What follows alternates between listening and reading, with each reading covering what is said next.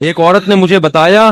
کہ میرے شوہر کو مجھ پہ شک ہوا، اس نے ماضی شادی سے پہلے، دیکھو شادی کے بعد کی بات ہے، شادی سے پہلے کیا ہوتا رہا چھوڑو اس کو، ٹٹولا بالآخر میں نے اگل دیا جی میرا کسی سے غلط تعلق تھا، میں نے توبہ کر لی۔ کہہ رہا جب بھی پھڈا ہوتا ہے کہتے تم ہو تو وہی نہ، میں نے کہا غلطی آپ کی ہے، کیوں بتا رہی ہو بھائی؟ وہ 100 دفعہ بھی پوچھ رہے ہیں آپ کیوں بتا رہے ہو، کیوں بتا رہے ہو آپ اس کو؟ تو ہمارا تعلق کس سے ہونا چاہیے؟ ہم اللہ کے بندے ہیں، جرم اللہ کا تو توبہ بھی کس سے؟ اللہ کی۔ اور ایک اور بات سے بات نکلتی ہے، بعض خواتین کے ساتھ کوئی ایسا واقعہ ہو چکا ہوتا ہے کہ وہ کنواری نہیں رہتی، بعض دفعہ کوئی مسئلہ ہوتا ہے ان کے ساتھ، یا بعض دفعہ کوئی برائی ہو چکی ہوتی ہے جس سے وہ توبہ کر چکی ہوتی ہیں، وہ شادی کرتے ہوئے ڈر رہی ہوتی ہیں، تو وہ ڈر رہی ہوتی ہیں کہ شوہر کو پتا چلے گا، وہ کہے گا یہ تو کنواری نہیں ہے۔ تو وہ جب میں فون اٹھاتا تھا نا اس طرح کے مشورے بھی کہ ہم کیا شوہر کو بتا دیں، تو یہ حماقت نہیں کرنا بھائی، یہ تو کسی بھی طرح سے زائل ہو سکتا ہے، کسی بیماری سے بھی ہو سکتا ہے پردہ زائل، اور بھی 10 بازوں کے پیدائشی نہیں ہوتا، تو ایسے موقع پہ جھوٹ بولنا بھی جائز ہے۔ نہیں آ رہی بات؟ عورت کے لیے جائز ہے کہ وہ شوہر سے بولو نا، جھوٹ بول دے، وہ یہ نہ بتائے کہ میں نے بدکاری کی ہے پھر توبہ کر لی ہے، یہ اتنی تفصیل میں جانے کی ضرورت نہیں ہے، وہ بول دے بھائی یہ پیدائشی نہیں ہے، یہ جھوٹ ہے، لیکن کیوں؟ وجہ اس کی یہ کہ اس کمبخت کو یہ تفتیش کی اجازت نہیں ہے کہ وہ پوچھے آپ سے، جو ماضی کے قصے ہیں وہ کیا ہیں؟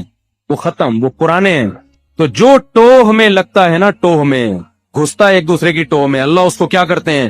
رسوا کرتے ہیں۔ تو گناہ ہو جائے کس سے تعلق؟ اللہ سے۔ ہم عیسائی تھوڑی ہے کہ پادریوں سے جا کے یا پنڈتوں سے جا کے اپنے گناہ شیئر کر رہے ہوں، مجھے بھی لوگ آ کے بتاتے ہیں، میں کہتا ہوں یار مجھے نہیں بتاؤ کیا ہوا ہے، میں بھی انسان۔ ہاں ایک صورت میں آپ بتائیں، جیسے کوئی مریض ڈاکٹر کو اپنی بیماری بتا رہا ہوتا ہے علاج کے لیے، تو کسی بزرگ سے کسی عالم سے آپ کا تعلق ہے، آپ سمجھتے ہیں کہ اس سے میں مشورہ لے سکتا ہوں، اور مشورہ اس وقت تک نہیں لے سکتا جب تک میں اس کو اپنا پورا مرض بتاؤں نہیں کہ میرے اندر کیا گناہ ہے جو میں چھوڑنا چاہتا ہوں مگر مجھ سے چھوٹتا نہیں، ایسی صورت میں پھر مجبوری ہے بتانے کی تاکہ وہ اس کا کوئی علاج بتائے آپ، تو اس کا خیال کرنا چاہیے۔ یہ اللہ کا دین کتنا زبردست ہے، اللہ نے ہمیں بتا دیا گناہ سے بچنا کیسے، ہو جائے تو کرنا کیا ہے، تو ہمارا رب ہے غفور الرحیم، جب توبہ کرو گے اللہ کہتے ہیں میں بتا دوں گا کہ میں لوگ۔ کسی نے پوچھا ہے جی ہم بستری کے بعد غسل کے بعد کھانا پینا یا کھانا وغیرہ بنانے کا کام کر سکتے ہیں؟ جی کر سکتے ہیں۔ پاکستان سے پوچھا جی اگر کوئی اکیلے میں یعنی جب بیوی سامنے موجود نہ ہو، نہ ہی کوئی گواہ وغیرہ ہو اور طلاق دے تو کیا طلاق ہو جاتی ہے؟ طلاق کے اسٹیمپ پیپر پہ دستخط کرنے سے کتنی طلاقیں ہوتی ہیں؟ اسی طرح اگر کوئی کسی کو بتائے کہ اس نے اپنی بیوی کو 3 طلاقیں دے دی ہیں تو کیا اس طرح بتانے سے بھی طلاقیں ہو جاتی ہیں؟ دیکھیں اکیلے میں اگر کوئی طلاق دیتا ہے نا، کوئی سننے والا نہ بھی ہو، لیکن زبان سے طلاق کا لفظ یعنی میں اپنی بیوی کو طلاق دیتا ہوں یہ ورڈنگ پوری کر دیتا ہے تو طلاق واقع ہو جاتی ہے۔ اور اسٹیمپ پیپر پہ دستخط کرنے سے کتنی طلاقیں ہوتی ہیں؟ جتنی لکھی ہوئی ہوتی ہیں، 1 لکھی ہوئی ہے تو 1 ہوگی، 2 لکھی ہوئی ہیں تو 2 ہوں گی، 3 لکھی ہوئی ہیں تو 3 طلاقیں ہو جائیں گی۔ اگر کسی کو بتایا کہ اس نے اپنی بیوی کو 3 طلاقیں دے دی ہیں تو اس سے بھی طلاق واقع ہو جاتی ہے، کیونکہ یہ طلاق کا جھوٹا اقرار ہے، تو جھوٹا اس کے حق میں، دوسرے کے حق میں اس کو ہم سچا ہی سمجھیں گے۔ تو بیوی کو جب پتہ چلے گا کہ اس نے یہ کہا ہے کہ میں نے 3 طلاقیں دے دی ہیں تو وہ یہی سمجھے گی کہ دے چکا ہے یہ، اس لیے اس کے لیے آپ کے جو ہے نا اس کو جائز نہیں ہوگا کہ وہ شوہر کو قریب آنے دے۔ تو اس لیے اگر کسی نے کسی وجہ سے جھوٹا اقرار کرنا ہے تو پہلے 2 آدمیوں کو گواہ بنائے کہ میں نے دی نہیں ہے لیکن میں جھوٹا اقرار کروں گا، تو 2 آدمیوں کو گواہ بنا دے، پھر جھوٹا اقرار کرے کہ میں نے 3 دے چکا ہوں میں ماضی میں، تو پھر وہ جب بیوی کو پتہ چلے گا کہ اس نے یہ اقرار کیا ہے تو یہ 2 آدمی کو گواہ پیش کر دے کہ بھائی میں نے تو اس کو کہا تھا کہ میں نے دی نہیں ہے، میں نے جھوٹا اقرار کیا، تو اقرار سے طلاق واقع۔ جھوٹا اقرار پہ اگر 2 گواہ موجود ہیں آپ کے جھوٹ بولنے پر تو جھوٹ کا گناہ تو ہوگا لیکن اس سے پھر طلاق نہیں ہوگی۔ تو خلاصہ یہ کہ نارملی اگر کوئی اقرار کرتا ہے، جھوٹا اقرار دے نہیں رہا لیکن جھوٹ بولتا ہے کہ میں دے چکا ہوں ماضی میں، تو اس سے بھی ہو جاتی ہے۔ طلاق کا مذاق ہی نہ کیا کرو میرے بھائی۔ انڈیا سے کسی نے پوچھا ہے، گزارش یہ ہے کہ کیا ایک مسلمان لڑکا ایک ہندو لڑکی سے محبت کر سکتا ہے؟ برائے مہربانی تھوڑی سی جانکاری کیجیے، اور اس طرح کی محبت ہو جائے تو کیا کریں؟ جائز نہیں ہے بھائی، آپ کے لیے جو حلال ہی نہیں ہے جو لڑکی، آپ اس سے کیسے محبت کر سکتے ہیں؟ ہو گئی ہے تو اس کو ختم کریں، اور اگر وہ مسلمان ہو جاتی ہے تو آپ اس سے نکاح کر سکتے ہیں، لیکن مسلمان تو وہ اللہ کے لیے ہوگی نا، آپ سے شادی کے لیے تھوڑی ہوگی وہ، تو اس لیے یہ جائز نہیں ہے، حرام ہے، ناجائز ہے۔ پاکستان سے کسی نے پوچھا ہر نماز کے بعد تسبیح فاطمہ یعنی 33 دفعہ سبحان اللہ، 33 دفعہ الحمدللہ اور 34 دفعہ اللہ اکبر پڑھنے کی کیا فضیلت ہے؟ کیا فرض نماز کے بعد سنتیں پڑھ کر گھر واپسی کے دوران یہ کلمات پڑھنے پر بھی مکمل ثواب ملے گا؟ جی فرض نماز کے بعد نہیں، سنتوں کے بعد، جب نماز مکمل ہو جائے، حدیث میں تو آتا ہے فرض کے بعد، تو مراد اس سے یہ ہے کہ جب فرض کی تکمیل ہو جائے۔ دوسری حدیثوں کو اگر ہم سامنے رکھتے ہیں، اس کا مطلب یہ ہے کہ فرائض جن نمازوں کے بعد سنتیں نہیں ہیں ان میں تو فرض کے بعد ہی، جیسے فجر اور عصر میں تو فرض کے فوراً بعد، اور جن نمازوں کے بعد سنتیں ہیں تو ان میں سنتوں کے بعد یہ تسبیحات پڑھیں۔ تو اور جو ہے نبی صلی اللہ علیہ وسلم نے سیدہ فاطمہ رضی اللہ تعالی عنہا کو، اپنی بیٹی کو، یہ تسبیحات بتائی تھی، اور یہ اگر آپ نے اس وقت نہیں پڑھی ہے تو آپ راستے میں پڑھ لیں، گھر آ کے پڑھ لیں، لیکن زیادہ فضیلت وہیں بیٹھے بیٹھے فوراً پڑھنے کی ہے سنتوں کے بعد۔ ہمارے والد صاحب الحمدللہ ہم سے بہت محبت کرتے ہیں، سب کے والد ہی کرتے ہیں بھائی ماشاءاللہ، اور ہم بھی ان سے ماشاءاللہ ماشاءاللہ۔ جیسا کہ آپ پاکستان میں بجلی کے بل کا حال جانتے ہی ہیں، تو جب ہم اکیلے کمرے میں ہوں تو اگر ہم اپنے والد کی محبت میں بجلی بچانے کے لیے پنکھا بند کر کے بیٹھیں تاکہ والد کو کم بل ادا کرنا پڑے، جبکہ ہمارے والد ہمیں خود کہتے ہیں کہ پنکھا چلا لیا کرو، تو ہم اپنے والد کے لیے ایسا کرتے ہیں، کیا یہ بھی کنجوسی کے زمرے میں آئے گا؟ اس کے بارے میں کیا حکم ہے؟ دیکھیں، والد کی مالی حیثیت دیکھی جائے گی، اگر وہ بہت مالدار ہے، ان کے لیے پنکھے ونکھے کا سے چلتے رہنے سے کوئی اثر نہیں پڑتا تو پھر پنکھا چلا لیں، لیکن اگر درمیانے درجے کے ہیں، ان کو بل ادا کرنے میں مشکل ہو رہی ہے، تو پھر والد صاحب اگر کہہ بھی رہے کہ پنکھا چلا لیا کرو تو آپ نہ چلائیں، والد صاحب کا خرچہ بچائیں۔ تو یہ مالی حیثیت پر اس کا مدار ہے کہ والد صاحب کی مالی حیثیت ہے کتنی، تو ان کی جیب پہ بہت بوجھ پڑ رہا ہے تو نہ چلائیں پنکھا، بہت ثواب ملے گا آپ کو اس کے کہ والد صاحب کا خرچہ بچانے کا۔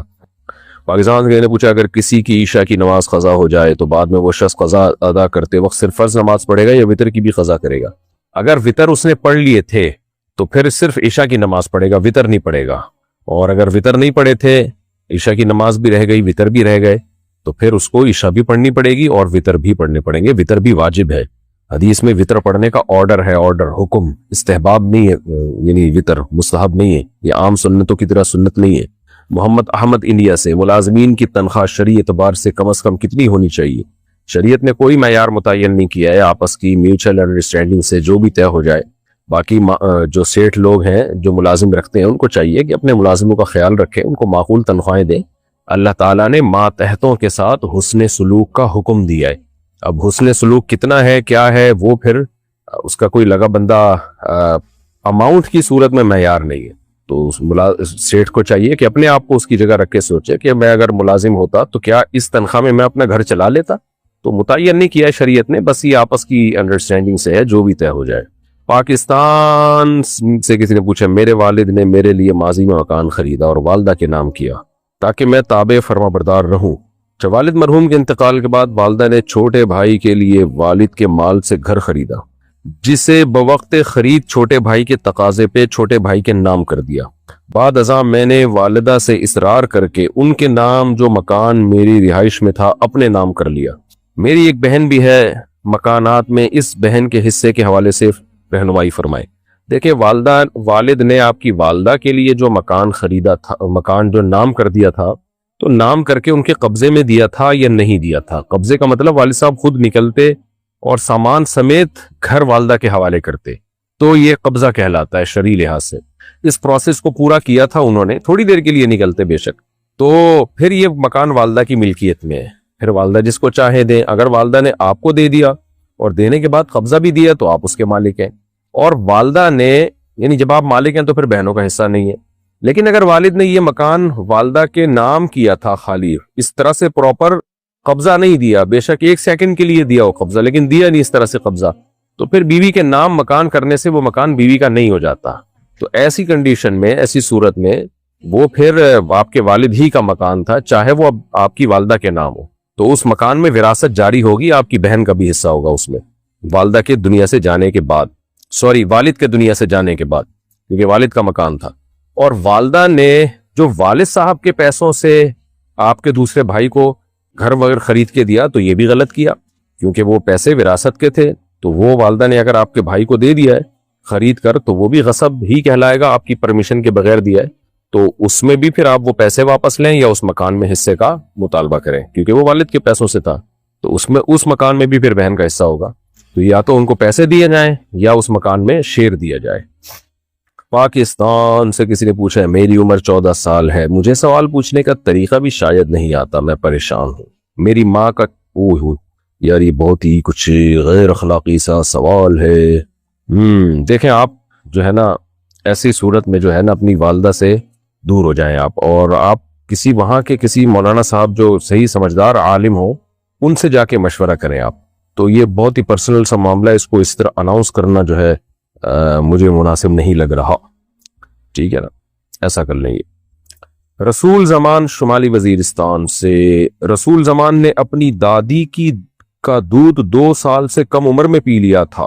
اچھا بھائی، رسول زمان کی بیوی کی ماں نے، رسول زمان کی بیوی کی ماں یعنی ساس، رسول زمان سے کئی سال پہلے رسول زمان کی دادی کی دودھ 2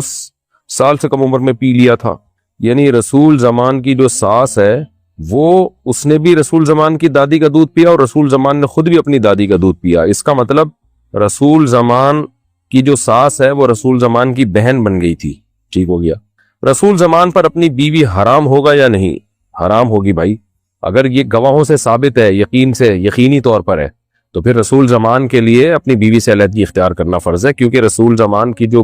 بیوی ہے وہ اصل میں اس کی جو ساس ہے نا، جو ساس تو رضائی بہن بن گئی، تو بہن کی بیٹی ہے ہوئی وہ، تو بہن کی بیٹی تو بھانجی ہوتی ہے. لیکن یہ ذہن میں رکھیں کہ یہ پتہ کیسے چلا کہ پیا ہے، کیونکہ اگر یہ بچپن سے یا تو مشہور تھا، سب کو پتا تھا کہ رسول زمان کی ساس نے رسول زمان کی دادی کا دودھ پیا اور رسول زمان نے بھی اپنی دادی کا دودھ پیا، یہ بچپن سے سب کو پتا تھا، اگر تو پھر تو یہ نکاح کرنا ہی نہیں چاہیے تھا. لیکن اگر بچپن سے یہ بات مشہور و معروف نہیں تھی، اب آپ کی شادی ہو گئی اور اب کوئی اٹھ کے کہتا ہے کہ جی یہ دودھ پیا تھا، تو گواہ طلب کیے جائیں گے. ایسے ہی کسی ایک دو کے کہنے سے بات نہیں ہوگی، 2 مرد ہوں یا 1 مرد 2 عورتیں، تو اس پہ جو ہے نا مضبوط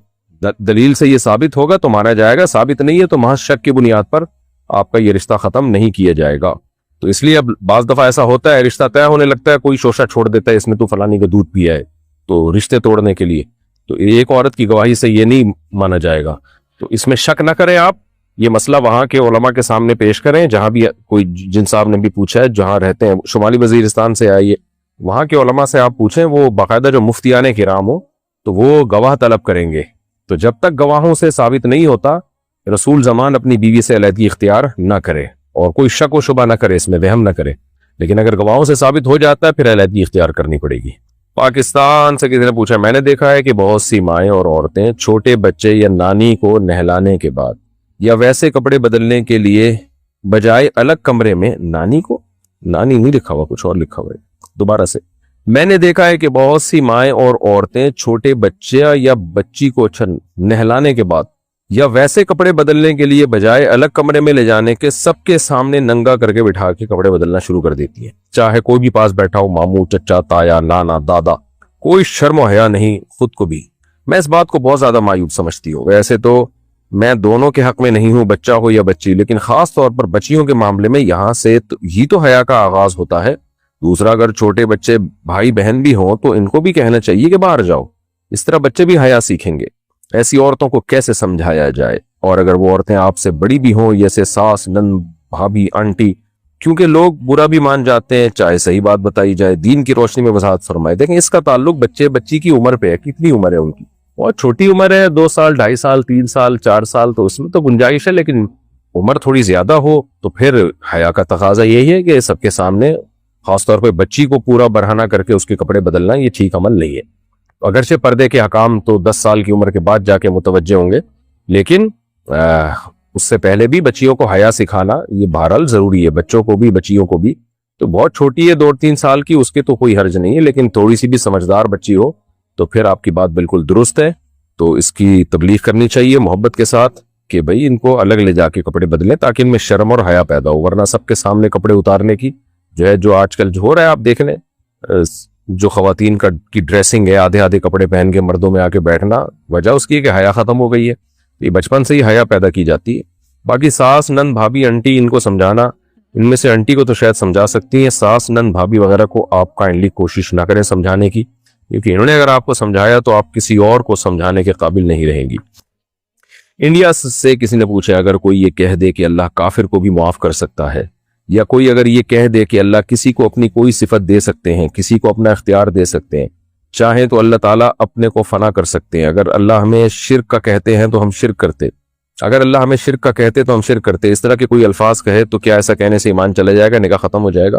ایسا کہنے والے کو نفسیاتی ہسپتال میں جمع کرا دینا چاہیے. فضول قسم کی چیزیں لوگوں کے دماغوں میں وسوسے پیدا کرتے ہیں. باقی اللہ یہ کہنا کہ اللہ کافر کو بھی معاف کر سکتا ہے دنیا میں، تو یہ بات درست ہے، دنیا میں معاف کر سکتا ہے اگر وہ توبہ کر لے، آخرت میں معاف نہیں کرے گا۔ اگر کوئی یہ کہے کہ اللہ آخرت میں کافر کو معاف کر سکتا ہے، کر سکنے کا مطلب یہ کہ طاقت اور قدرت تو ہے لیکن کرے گا نہیں وہ، تو اگر کوئی یہ کہتا ہے کر سکتا ہے یعنی ہے ہو سکتا ہے کر لے، تو یہ پھر ناجائز حرام ہے۔ اللہ نے کہا ہے کہ یہ نہیں ہو سکتا، جو ایمان کے بغیر دنیا سے چلا گیا میں اس کے معاف نہیں کروں گا، تو ایسا دعویٰ کرنے والا گمراہ ہے۔ باقی کوئی یہ کہتے ہیں اللہ اپنی کسی کو صفت دے سکتا ہے، تو اس سے بھی مطلب پوچھا جائے گا۔ اگر یہ مطلب ہے کہ اللہ اختیارات دے سکتا ہے تو یہ شرک ہے، اللہ کسی کو اختیارات نہیں دیتا، یہ تو شرک ہے۔ اللہ تعالیٰ تو اسی کو تو قرآن میں منع کر رہے ہیں، میں نے کوئی اختیارات نہیں دیے۔ باقی یہ کہ اللہ اگر ہمیں شرک کا کہتا تو ہم شرک کرتے، یہ بھی غلط جملہ ہے، گمراہانہ جملہ ہے۔ اللہ شرک کا کہہ ہی نہیں سکتا، کیونکہ اللہ غلط بات کا حکم نہیں دیتا۔ قرآن میں آتا ہے قل ان اللہ لا یأمر بالفحشاء،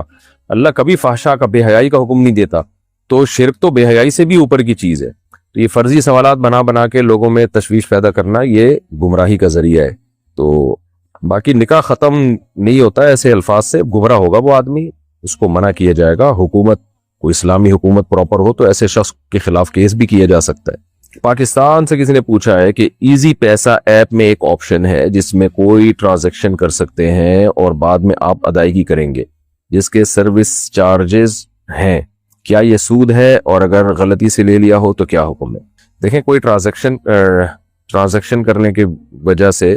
اگر سروس چارجز دینے پڑتے ہیں تو یہ تو جائز ہے، کیونکہ وہ آپ کے رقم کو پہنچانے کا کمیشن لے رہے ہیں آپ سے۔ تو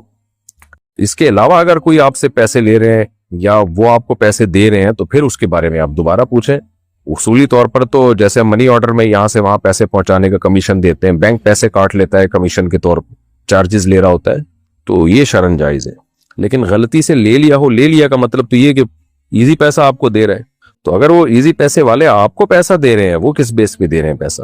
تو میرے علم میں تو نہیں ہے کہ دیتے ہیں۔ بہرحال اگر دے رہے ہیں تو پھر یہ سود ہی ہے، کیونکہ آپ نے ان کو پیسہ ان کے اکاؤنٹ میں رکھوایا، قرض دیا، اور اس قرض پہ آپ نفع لے رہے ہو پیسوں کی صورت میں۔ مغیث صاحب لاہور سے کہتے ہیں جس لڑکی سے نکاح کا ارادہ ہو کیا اس لڑکی کو دیکھ سکتے ہیں؟ جی دیکھ سکتے ہیں۔ پاکستان سے کسی نے پوچھا ہے کبھی ہم کسی رشتہ دار یا پبلک ٹرانسپورٹ میں سفر کر رہے ہوں تو وہ گانے لگا دیتے ہیں، منع کرنے کے باوجود نہیں مانتے، تو کیا ہم بھی گانے سننے کا گناہ ہوگا؟ آپ نہ سنیں، آپ نے منع کر دیا، بس آپ کا فرض ادا ہو گیا، اب آپ اپنے کاموں میں مشغول رہیں، اس طرف دھیان نہ دیں۔ آپ یہی تو ثواب ہے نا کہ گانے لگے ہوئے اور آپ اس طرف توجہ نہ دیں، آپ اللہ کے ذکر میں مشغول رہیں یا اپنے کام میں لگے رہیں آپ۔ پاکستان سے کسی نے پوچھا میں اپنے سسرال والوں سے الگ رہتی ہوں، کیا یہ جائز ہے کہ میرے والدین ہمارے گھر آ کر 2 یا 3 سے زیادہ مہینے رہ لیا کریں؟ وہ جب ہمارے ساتھ رہتے ہیں تو پیسے کے لحاظ سے بھی ہمارے ساتھ تعاون کرتے ہیں تاکہ ہم پر کسی قسم کا بوجھ نہ پڑے، وہ بچوں کو سنبھالنے میں ہماری مدد کرتے ہیں۔ میرے سسر کا کہنا ہے کہ اس بارے میں فتویٰ ہے کہ بیوی کے والدین کے لیے جائز نہیں کہ وہ 4 دن سے زیادہ بیٹی کے گھر رہیں۔ دیکھیں، اس کا تعلق آپ کے شوہر سے ہے کہ آپ کے شوہر کو یہ حق حاصل ہے کہ وہ آپ کے والدین کو آپ کے ساتھ نہ رہنے دے۔ شوہر اگر رہنے دے رہا ہے تو اچھی بات ہے، اگر شوہر کو تکلیف ہو رہی ہے تو پھر بری بات ہے، تو یہ شوہر کا حق ہے۔ تو یہ مسئلہ آپ اپنے شوہر سے پوچھیں کہ کیا میرے لیے جائز ہے کہ میرے ماں باپ آپ کے گھر آ کے 2-3 مہینے رہیں؟ شوہر اگر خوش ہو رہا ہے، ماشاءاللہ جی، تعاون بھی ہو رہا ہے سسرال کا میرے ساتھ اس چکر میں، تو 2 مہینے کیا آپ 8 مہینے رہ لیں، پھر بلکہ گھر دامادی بن جائے تو۔ اور اگر شوہر کو کوئی تکلیف ہو رہی ہے، وہ اس کو برا لگ رہا ہے کہ بھائی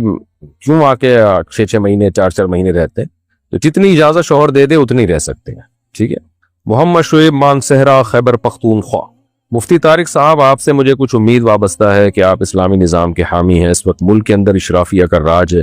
اور